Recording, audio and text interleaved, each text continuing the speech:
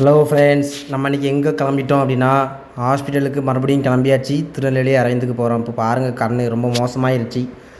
அதனால் காட்டுறதுக்குன்னு சொல்லிட்டு போகிறோம். 1 மாதம் கழிச்சு தான் வர சொன்னாங்க. பட் என் கண் அதுக்கு முன்னாடி இப்படி பண்ணுறனால 1 மாதம் முன்னாடி கிளம்புறேன். இந்த இடம் எனக்கு வந்து ரொம்ப ஃபேவரட்டான இடம். ஏன்னு சொல்லிட்டு நான் வந்துட்டு நெக்ஸ்ட் வீடியோவில் சொல்கிறேன் உங்களுக்கு, ஓகேவா? அப்படியே பார்த்தீங்கன்னா நம்ம கிளம்பியாச்சுங்க. மதுரை, தூத்துக்குடி, திருநெல்வேலி ஒக்கா ஃப்ரேமாக பாருங்க. அது நம்ம நேராக திருநெல்வேலிக்கு ஆர்டரில் கிளம்பிட்டு இருக்கோம். ஆஸ்பத்திரிக்கு போயிட்டு அங்கே என்ன சொல்கிறான்னு பார்க்கணும். வண்டி எடுத்து திருநெல்வேலியில் வந்தாச்சு. நம்ம நெல்லையில் பூந்துட்டோம்.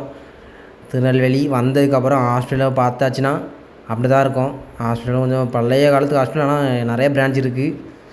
ஆனால் கண்ணுக்குன்னு பார்க்கறதுக்கு வந்து பெஸ்ட்டு ஹாஸ்பிட்டல் பார்த்துக்கோங்க. இன்றைக்கின்னு பார்த்து நம்ம நேரத்துக்கு கூட்டம் வேறு நல்லா கூட்டங்க. நாங்கள் டோக்கன்லாம் போகிறோம்.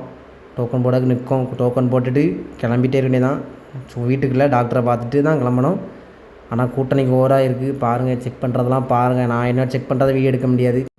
இந்த பிரச்சனை தாங்க எனக்கு இருக்குது. கண்ணீர் குழாய் பரிசோதித்தல். அந்த கண்ணீர் குழாய் பரிசோதித்தல் அதோட பிரச்சனை தான் எனக்கு இருக்குது.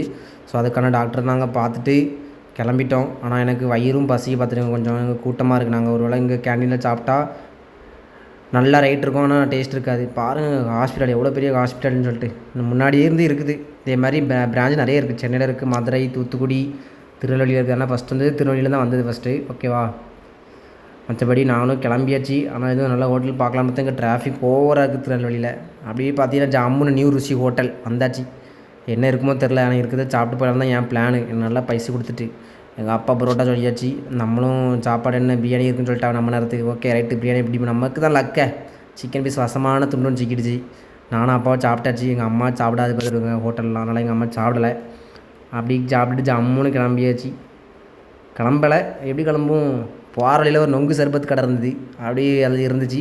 சரி அம்மா சாப்பிடலைன்னு சொல்லிட்டு ஜூஸாக குடிப்போன்னு சொல்லிட்டு அம்மாவுக்கும் எனக்கும் ஜூஸ் வாங்கி குடிச்சிட்டு சிறுத்தையை குட்டிக்கும் அப்படி பார்சல் வாங்கியாச்சு.